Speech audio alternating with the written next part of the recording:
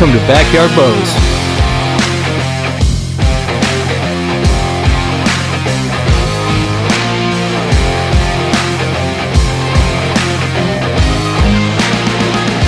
Hey, welcome to Backyard Bows. I'm Brandon, and first off, we want to say thank you. 5,000 subscribers was hit the other day. Probably seems insignificant to some of you, but for us, for me, for Kyle, for One, for all of us who had a hand in Backyard Bows over the past years, man, what a monumental step for us. It's been an organic climb, a slow climb, but we are climbing, and we think here soon we're gonna take off, giving us more opportunities to provide you guys with more content, and I think we're getting more recognized and a little bit more established. So thank you for that. We appreciate all of you who watch and follow along, comment, subscribed. You know, we can't do this without you. So today we got the final bow from 2023 from Bowtech, kind of their hunting series bows. Before I dive into this specific bow, we have the CP28 down here. We have the CP30 up here from this year. So both of their compact bows from over the past 2 years. But I want to comment on something, one of the reasons why I love Bowtech so much. I think it's a hard feat to make one bow for all because we are all so different. Not just our, biomechanical structural makeup, but just our preferences, kind of our personal preferences and what we like and prefer. We are drastically different from each other. So to make one bow that fits and accommodates all of us, that's a hard feat. I like the angle that Bowtech takes is they kind of create a bow specifically for each kind of group or category of hunters. And if you go on their website, you'll see like a variety of bows, and they label them as such. And then you have these compact bows, the CPs. You have the CP28, the CP30. And again, that's for the guys with a really short draw length. So what happens when you have a really short draw length is you're going to sacrifice. You're going to sacrifice on your arrow length, which affects your arrow weight. You're going to sacrifice on the power stroke, which is the time the arrow is hooked up to the bow, which is also going to affect the speed. So you're really trying to find this middle ground of not trying to lose as much speed and kinetic energy as you can because of that shortened draw length. I didn't want to do the CP28 because I have the CP, I have a 30-inch draw length, so I waited till the CP30 came out. I think this bowstring, for me, I think I'll be able to give you a better review with the CP30 than the CP28. So I kind of waited for that. But these are both great compact bows, very similar features. We'll kind of go over all that in a second, but I'm actually going to do the hands-on review, the Freestyle Shoot, the single shot assessment with the CP30. Between the two bows, I would say, unless you're a 24.5-inch draw, which is the lowest setting that the CP28 goes, I would go with the CP30 just because you're getting a little bit longer axle to axle, probably a little bit better platform, a little bit more stabilized with this. So unless you need the lowest setting, which is 24.5 inches, I'd go, even if it's 25, I would go with the CP30 because of that longer axle to axle length. So very, very similar, a slight bit heavier. You got 2 more inches on the axle to axle. It goes out to 30.5 instead of just 30 like the CP28, but virtually almost the same bow. The same brace height of 6.75 inches, which I love. That's a really compact bow with a nice brace height. And then if you're anywhere from 25, 25.5, 26, 26.5, I think this is, that bowstring angle is perfect. This is a nice bow. You are the only sacrifice I think you'd make between the two is this is a hair slower on the IBO, maybe 4 feet per second. So again though, if you watch my videos, I'm comfort over speed. I would go with the more stable platform over a little bit of speed that you're gonna get with that CP28. So I went with that Mossy Oak Country DNA. Man, this thing just pops in person, very detailed, very distinct, bold coloring, camo pattern on this. I love the finish on this bow. I like all their colors, camo patterns. You have the risers on these, really nice finished risers, very clean, nice finishes on them. All of them are a little bit on the heavier side, I think, just across the board with Bowtechs, but I like that. I like a nice stable bow. I like a bow with a little bit of substance. My favorite part about the risers has to be the dampening systems that go on these, the orbit dampeners. So they're a maneuverable orbit dampener. There's several different bored out holes all across the riser on the sides, the back. You can add extra ones. You can switch around, move these ones to get that perfect feel for you. I love that they're maneuverable and you can kind of place them. I think they're some of the best dampeners on the actual riser that you can get across the board. I think they're some of my favorite. I like the grips on these. They have grown on me since the very beginning. My very favorite feature to date on any bow And this is just a personal preference. I don't know why I love it so much, but I love the option of the flip disc mod. I love that you can bump up the feet per second, trying to change up that draw cycle if that's something you don't mind, or if you really want the most comfortable, smoothest draw cycle you can get, you sacrifice a little bit on the speed. I have found that it's usually about 8 feet per second is what you're sacrificing. And that goes from all the bows I've tested with Bowtech. When you flip that mod, you're gonna lose somewhere in there 8 to 10 feet per second, but I love that feature. I think that's just such an easy, very convenient, switch that you can make at home that allows you to kind of customize your bow just a little bit more for you. And I love that feature. So I love all the attention that Bowtech takes to their bows. If you look on the actual cam, there are a couple dots top and bottom on the cam. And what that does is that's gonna help you just get the timing of your bow perfect. And then also if something's off and you're trying to communicate with one of their techs on the phone, that's just kind of a reference guide that you can kind of tell them so they can kind of see what you're seeing. But I love that feature too. Very, very, again, a very small detail that's just so easily added to a bow that can just make all the difference when you're trying to work on something yourself. Might not be as familiar with stuff as you want to be, but it's just something that really helps when it comes to kind of tuning and getting the timing of your bow and learning about everything. So I love that. I love the 3 screws that they hold that flip disc mod on. I love that they have little washers. Some of the easiest, I think most durable mod and screw setup that you can get.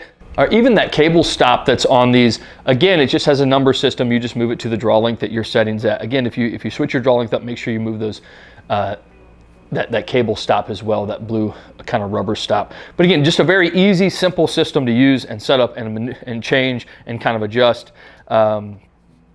I would say again, when talking about the compact bow that they designed, I'm sure their mindset was like, hey, how are we going to get the most efficiency out of a smaller compact bow for the guys with a shorter draw length? So I don't think this is going to be anywhere near what some of these other Bowtechs we've reviewed. Even the carbon one was very smooth, very comfortable to hold. I think, they anticipated maybe this one being a little bit stiffer on the draw cycle. So I left it on the comfort mods for this single shot assessment here. And we'll switch it over and do the performance side, but I have a feeling this is going to be a little bit different feel. But again, they're trying to accomplish something different with this bow, and they're trying to give those shorter draw length guys as much speed and kinetic energy as they can, while providing a nice stable platform for them. So right off of the bat, I love the way Bowtech's balanced. They have some great feel to them. And then you have your 2 board holes for your rest. You have the integrated rest inline system on the back that kind of allows you to mount the rest on the back. You got your holes for your top and bottom quiver. It has all the features that every other bow has. It has 4 different adjustments for your sight, kind of allowing you to get, for those guys with those shorter draw lengths, sometimes you got to position those sights a little bit differently, so they kind of allow you to adjust that up and down. We talk about it all usually, but the limb pockets, deadlock limb pockets, these things are as solid as you can get. Some of my favorite, really nice, light, sleek. These bows are just very well constructed. I think, my personal opinion, Bowtech has some of the best engineered minds on the market. I think they do some of the best job. And then you go to the deadlock system. Again, you got 1 turn of that deadlock bolt, and you can start pivoting that top cam, bottom cam along that axle, kind of helping you fine tune the bow. And it's so simple. It takes such a little amount of time. And once you get familiar with the system, man, it's so convenient. It's incredible how convenient it is. If you really do, you're switching from field points to broadheads, different arrows, kind of messing around with a lot of stuff. That is such a nice system to be built into the bow that you can use. Probably my favorite, kind of right up there with Elite. So let's go ahead and we'll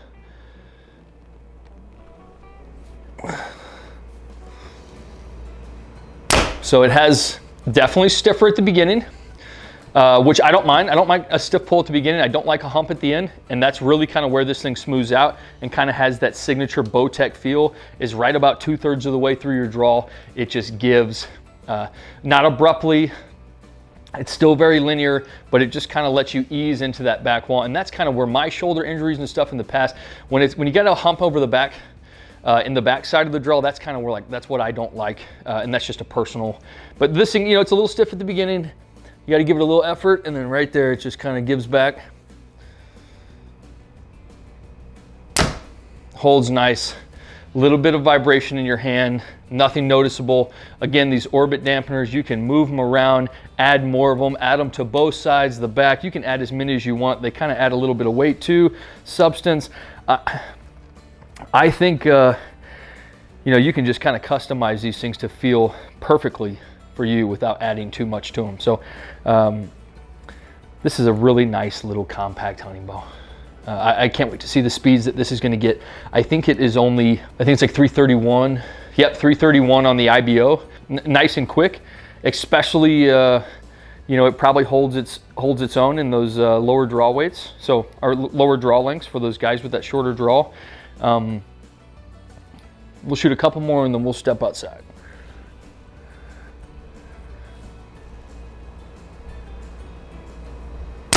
Balance is really nice.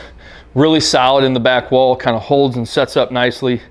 Again, I'm glad I'm reviewing this and weighted instead of the CP28. I think it would be very different. Just, you know, those 2 inches make all the difference, especially out at my draw length. But let's go ahead, let's step outside and we'll sling a whole bunch. All right, so on to what we call our freestyle shoot. We have tons of 3D targets. We will shoot at everything. We'll give you the first ones here on camera like we do, and then I will shoot a bunch off of camera. And then I'll give you the grade at the end after I've shot the bow all day long. And some of these bows I get for like a whole weekend, or we get for even more time. And I'll really get to put some arrows through them before we give you the final assessment. So the first targets, we got a boar at 25 and 2 bucks at 30.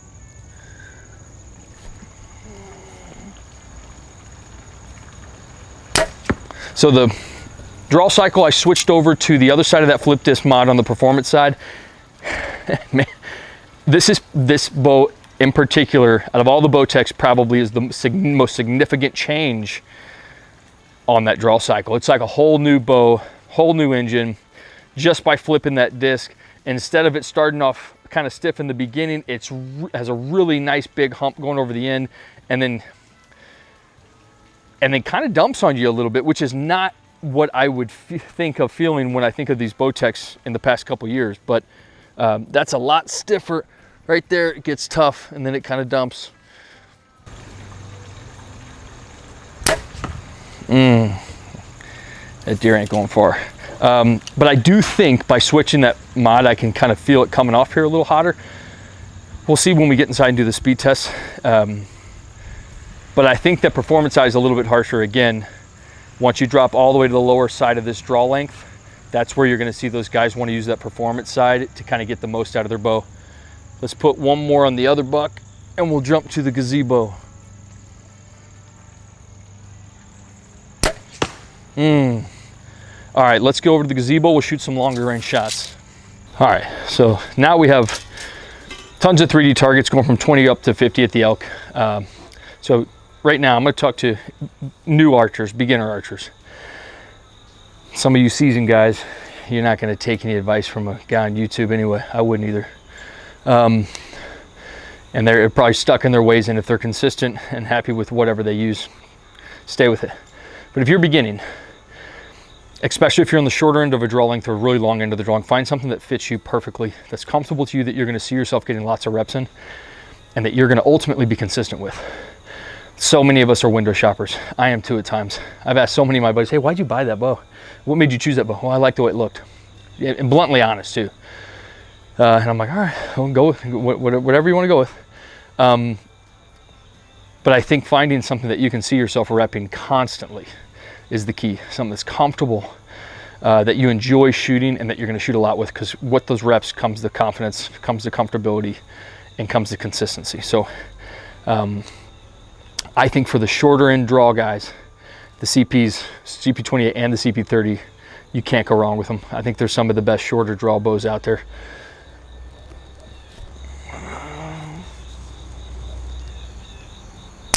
And especially the CP30, if you just like a compact bow, it's an awesome bow too. All the way out to 30.5 inches, this thing is just a solid little hunting bow. You know, be perfect for some blind situations, real tight situations, or climbing in.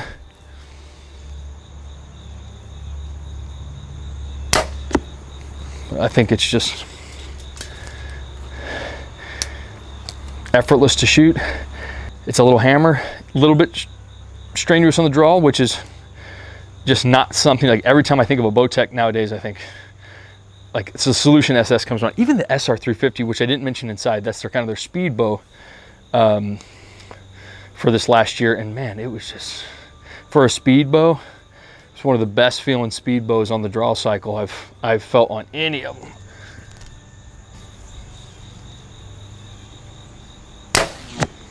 I think a fletching came off of that one. All right, and now we'll put one on that Gray Wolf, which is at 35, and then we'll do that full draw stall, which I'm actually anticipating. It's like, it holds nice, it's steady, but it does want to jump a little bit.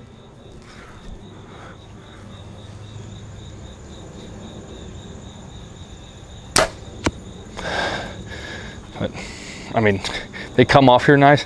Has a little doom, which we'll see when we go inside. I feel like all the Bowtechs have been right there in the same noise range since we started that decibel reader. All around though, I don't have any complaints really. This is just a very, very solid hunting rig. All right, so we got the Mama Black Bear at 40, and then we have Paddington, the little Black Bear at 40 as well, which we'll do that full draw stall on.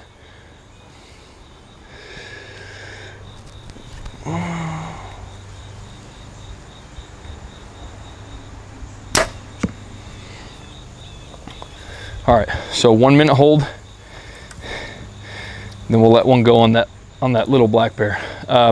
So the performance side is definitely giving like any, and again, it's just my personal injury, but anytime there's a little bit of a hump, stiffness towards the end of a draw, for some reason, it's like my rotator cuff or something I injured while playing sports or something, but it starts to wear on me. And it's like something I notice immediately after like 10, maybe a dozen shots. If a bow's real stiff towards the end of a draw, it's like, ooh. And that also factors into me thinking how much the bow wants to jump. So like I just said it a second ago, but I feel like this is like wanting to jump, but it might just be me being a little fatigued too. So let's do 1 minute.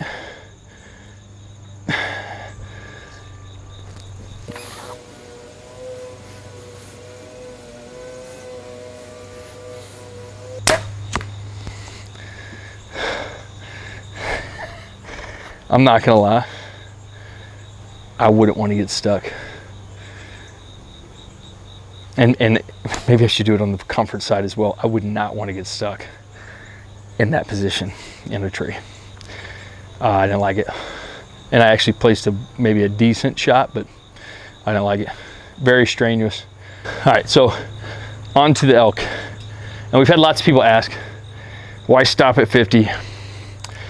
To be honest, given the right conditions, hunting whitetail, not even turkey, hunting whitetail, 50 is my comfort zone. And it would have to be perfect conditions and the perfect buck for me to take that shot. It's crazy because 40, I'll take them all day. 40, even 45, but for some reason 50 in the woods, especially when you get deep in some hardwoods, 50, it seems like a lot farther. It's a long shot. So the elk is where we stop, and this is kind of the only range, the farthest range I have here in the backyard, so that's kind of where we end. But for fun, I'll get over and shoot 80, about 80, and that's kind of where I'm at right now. But 80 makes 40 seem like a chip shot, and I think that's important, is kind of getting those longer reps, because man, if you can get comfortable out to 70, 75, 80, then you come back, shoot that 35, 40 yard shot, it just makes it that much easier.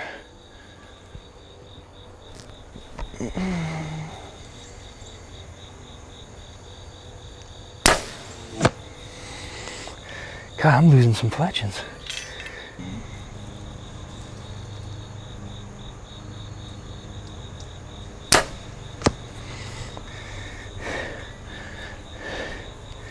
These feel good. Everything coming off this thing feels good. I mentioned that, I think more than others, but the shot cycle is something that stands out to me so much. Is just kind of how clean that shot cycle is. I know it has a lot to do with the tuning of the bow, but some shot cycles just are so clean to me, and I think Bowtechs, they just continuously put out bows that have a very similar release and shot cycle.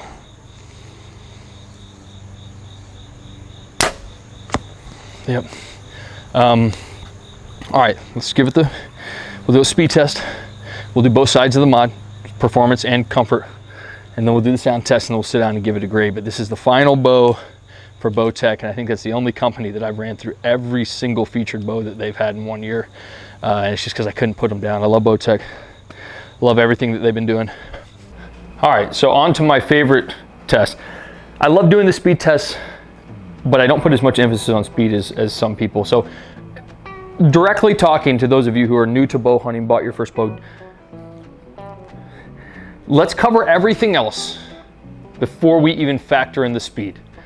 Every bow nowadays is going to give you ample speeds to get the job done if you have built your bow IQ, or your shot IQ, you're patient, well-placed shot. The speed will do its job, okay? I promise you, and that comes from somebody who has flung an absolute ton of arrows in the woods, okay? So comfort over speed, that's the mindset that you should be going into your first bow buying purchase with.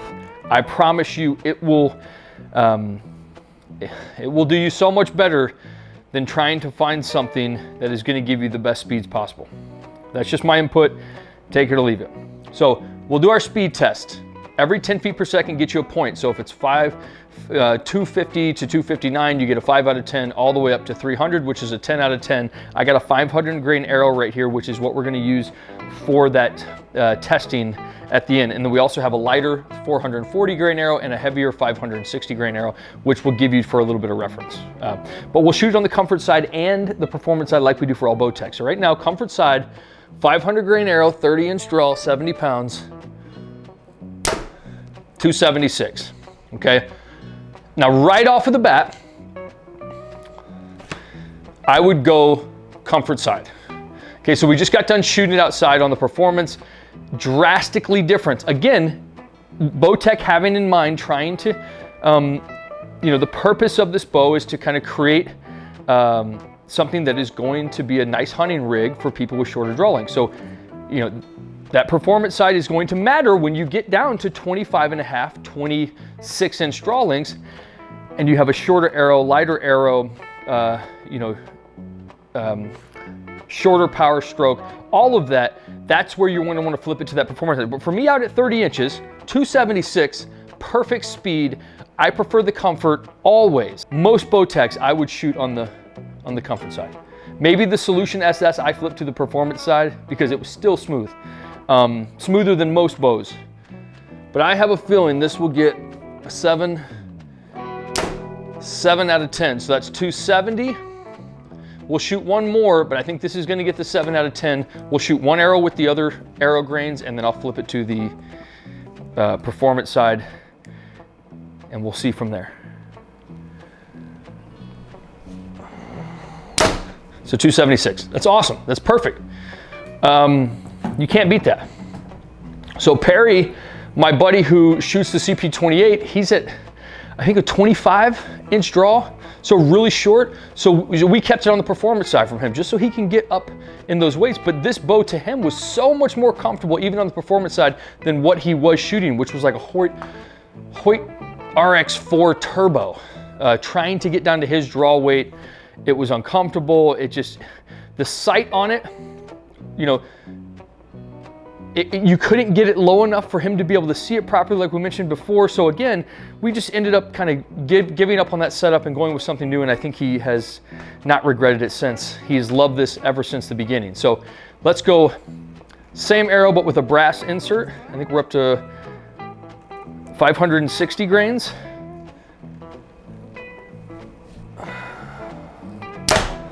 So that's 262. Again, money.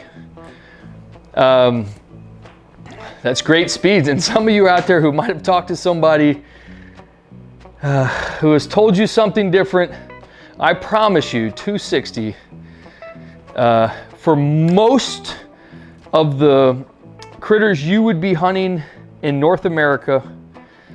That's a great speed. Okay, all the way out to 40 yards, 40 yards, 50 yards. Well placed shot, timely, patience. that speed will get the job done. This is a 440 grain arrow, so it's a 400 spine full metal jacket. That got 288. Again, awesome. Let's flip this disc and we'll circle back to all 3 arrows. All right, so here's our flip disc mod. We just took the bolts out. It says comfort on one side, performance on the other side. Whatever side's facing out is what you're on. There's this little metal peg right here, which you line up with whatever draw length hole you are. So we were just on comfort, so we'll do performance.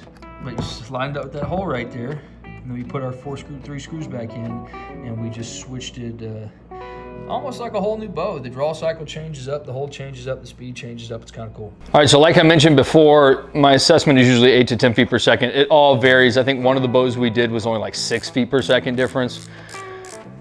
So it's not a whole lot, but again, if every single foot per second counts, because like I mentioned earlier, you shorten the draw length, you shorten the arrow, you shorten the arrow weight, you shorten the power stroke, which is the amount of time the arrow is, sits on the string and touches the bow. It's like, if you start factoring all that and you start shrinking it all, then that's when every feet per second counts. And that 6 feet per second, 8 feet per second that you might get from flipping that mod is crucial and vital. And so again, let's do all 3.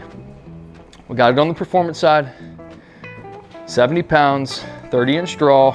We'll start with this 500 grain arrow. We were at 277. There's an error. There was 277. So like we mentioned outside, when you flip that performance side over, on this one in particular, it's a big difference. There's a drastic change in the draw cycle. It's honestly like a whole new engine, a whole new feel to a bow. Right there, I mean, it's a tough, stiff pull on the way back. But that's gonna give, so that's right there, you're looking at 81. So the other one was hitting about 276. There was one shot that was 270, that's 281. We'll see if this climbs a little bit, but again, for that draw cycle being that stiff, it would be hard to justify me to only get 6 to 8 feet per second more to not be on that comfort side. That's 278. And again, all of these are advertised. Everything's advertised a certain way. Once we get it in here in the shop, we don't change any of the variables of our setup, which we've talked about. It's like some things are just not what they seem or not what they're advertised at. That's 280. So again, you're getting, let's say mine, and I'm gonna be generous on the other one to say maybe the other one was inflated a little bit at the comfort side. You're gonna get 5 feet per second difference. To me, there's no way, but Perry, we made the decision at his draw length on that CP28 that we're gonna go with that performance side to get as much as we can out of the bow. So let's go a 440 grain arrow. I think that's gonna jump up, yeah, so that's 295. So again, you drop that arrow weight down, that little extra oomph that it has can really kind of pick up that speed. I've found that the 500 grain arrow is like the truth sayer. That's like the arrow grain that is gonna give you the most accurate depiction of the strength of the bow. And I know I've elaborated on that some, but I think the 500 grains is kind of that weight that just speaks the most truth about the bow and the true speed it's gonna get. So now let's drop that arrow weight down up to 560. That's 261. Recap, if it was me, my draw length, I'd stick with the comfort side. I love comfort, the speeds it gets, that's perfect. At the 440 and the 500, those are great hunting arrows, weights, perfect speeds. You drop this thing down to the 25-inch draw at the lowest side, and that's what you're rocking with. I totally understand if you bumped it over the performance side to get the most out of your bow. But I love that. That's the option that we have with these bows. That's awesome. I love that you can customize it to you. I think that's the best part about them. All right, so on to the decibel reading. We'll shoot 3 arrows. We got a couple different decibel readers here. 89.4. So I would say below the average, which has been right around 90. So right under that. We'll shoot a couple more. Right at 90. And again, the differences in these decibel readings from bow to bow to bow are very minute to us. So we're 1 decibel, 2 decibel, 3 decibels, some of them maybe 3 or 4 decibel difference. But yeah, one of you sent me some articles and some emails and some good reads on just how magnified that is to different animals, especially whitetail. So it looks minute on here. It plays a bigger factor into the woods, but I still am a firm believer that maybe up to 40 yards, you're safe with most of the readings that you're gonna get from these bows. So that's right at 90. Give me a second and we will sit down and give this thing a grade. All right, so CP28 and CP30. This kind of review was for both of them. I didn't want to do the CP28 review. The bowstring would have been too short. It would have been like me doing the review on the Black Mamba 29, which it wasn't, I didn't do it injustice, but it's hard for me to give an accurate review, especially when the bow's purpose is made for somebody with such a smaller draw length. I'm all the way at the other end. And even though I love shooting them, I think the CP30 was a better one to do the freestyle, the single shot assessment, and give you the final grade after I shot this one. So, but both of them, great compact bows. Like I mentioned earlier, if you get all the way down to 24.5 inches, go with the CP28. I think that is the best bow for that short draw length. And then anywhere in between all the way up to 28.5 inches, I think the CP30 is perfect. And if you're a guy with a little bit longer draw length, but you really like a compact bow, man, this thing shot amazing. As you just saw, all the way out to 50 yards. I was stroking right from the beginning. So let's just jump right in. 276 is what we got with the 500 grain arrow, 30-inch draw at 70 pounds. So it gets a 7 out of 10 right off of the bat. We changed the speed up a little bit, so every 10 feet per second, you get a point. All the way up to 300 and above, you just get the full 10 out of 10. Quality, durability, I give all the Bowtech 8s. The way I describe it is the 9 of aluminum bow risers is more of a Hoyt to me with quality, and then you get, you know, the carbons are kind of that 10, the best quality and durability. But I think 8, I put numbers on things, but don't think that says anything negatively about the quality of Bowtech. They are top notch from top to bottom, cams, mods, everything about them. Some of the best bows you can get. Now the appeal, it's funny because Bowtech is some of my favorite bows. It's one of my favorite companies, but if I am talking about window shopping earlier, they're not my favorite style. I do like the colors and camo options that they have available, but Bowtech, the risers, the way they're shaped, they're not my favorite looking bows. The SR350 I thought was ugly. But again, it's just like a preference of what you're kind of like drawn to.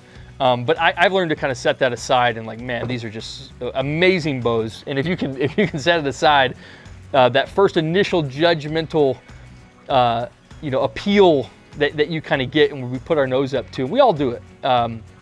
And that's for Bowtech to me. So I give it 8 out of 10 for the appeal. They're just not my favorite. Technology, 10 out of 10. Out of the box, you need nothing but Allen wrenches. This thing is just incredible. The tuning system is incredible. I love the orbit dampeners. They're just perfect. They're a perfect way to microly balance and get that perfect dampening feel. You can add, mix, match. There's 1, 2, 3, 4, 5, 6. There's 10 different locations that you can mix and match and put these dampeners on. You can rock up to like 4 of them, buy some extra ones. Coolest, I mean, one of the coolest things I think. And then you got that flip disc mod, which I just crave about. It's just, it's such a cool feature to me. Especially somebody who shoots as much as I do, to be able to flip that disc over, get a little bit more reps in that off season, you know, kind of doing some of that practice shooting, and then being able to get that performance side for your hunts. I think that's vital. And for me, somebody who's more of a comfort over speed, I just usually leave it on the comfort side anyway. But and then you go to performance. Okay. Little jumpy on the tail end, and I think that's just with what I had it set up. I think if you had a shorter draw, I think that might tone down a little bit. It shot very well. You know, the same kind of dead in the hand feel that all Bowtechs have to me. Just a very light, nothing negative, very light feel. Nothing I've ever thought is something negative. Sound, same, right in there in the middle of the sound. But they all fling arrows like butter. I would say this one is an 8 out of 10, where you got the SS34, you know, that kind of 9 out of 10, being a little bit longer to action, a little bit more stable, full draw, a little bit crisper. But I love these. I think they're awesome. So you got 41 times it by 2, it's an 82. It gets to make up for 1 because it's between 1,000 and 1,500. Over that, you get 0 makeup points. 0 to 500, you get 3. 500 to 1,000, you get 2. So it gets to make up for 1 extra point, bonus point, and those bonus points are just for like my opinion. You know, anywhere where I knock it for an opinion, he just gets to make up a little bit, so we're not dogging anything too much. But that gives it a nice 83 out of 100. Again, the numbers are just for me. Bowtechs in general, if you have not shot Bowtechs, they're not on your radar, I promise you, you cannot go wrong with them. They just, awesome bows. And this year they came out with that carbon one, which we already reviewed. Check out that review. First real true carbon, I think, from Bowtech, and they did a fantastic job on that as well. So all around, there's, it's one of my companies I'm the most interested in what they're gonna come out with next. They always surprise me. Everything is always just an absolute pleasure and a breeze to shoot. It's so much fun shooting the bows. It makes just this kind of target archery style in my backyard. It makes it fun. I could shoot these bows all day. So if you have not followed us on some of our socials, do so. It'll give you updates on what we're going to do next. We have so much to come. We have so many things that have been sent to us that we're just starting to review, things, companies and manufacturers, items that I've never even heard of. So we're going to kind of get into all kinds of different stuff regarding bow hunting. Bow hunting season is right around the corner. We got about 20 days until we get boots on the ground in the woods. I cannot wait. This is my favorite time of year. Today was nice and crisp after we've had 100 degrees the last couple weeks. You know, it just felt like fall. So here we're gonna have a lot of content here soon. Hopefully putting some deer on the ground, getting some things hung up, getting some meat back in the freezer. Make sure if you guys have any questions, input, leave it in the comments. We love interaction. Above all else, no matter what you shoot, make sure you get your reps in on the daily. We'll see you next week. Hey, thanks for watching. If you haven't already, hit that like button, leave us a comment. I love interaction. Make sure you subscribe to the channel. We have so much more to come. Follow us on Instagram, Facebook for updates of anything else that we're going to review. If there's something that you're interested in, hit those links below and check them out. And make sure, no matter what your setup is, what bow you're shooting, get your reps in on the daily. We'll see you next week.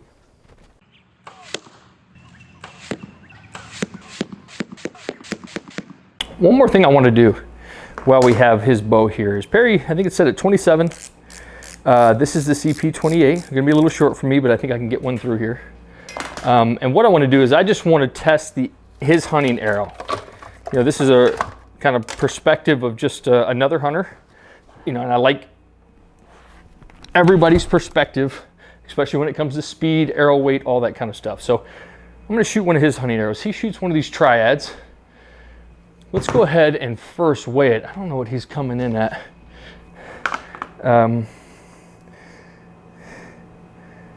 So field point, outsert, everything. He's right at 520 grains, which is surprising. That's a fairly heavy arrow. But let's see what he gets. We'll shoot one of his.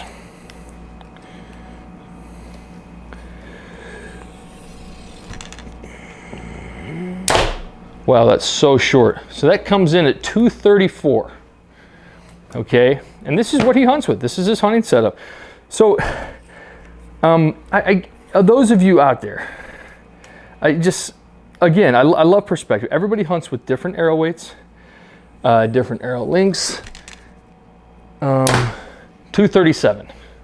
So this is what he chose to hunt with, and they get to hunt all kinds of stuff all over. He works for the Third Bull and you know, a large kind of company that kind of puts them in the field all over the place, and this is his setup. So 520 grain arrow, 27 inch draw, set at 70 pounds on that CP28, coming in at 235.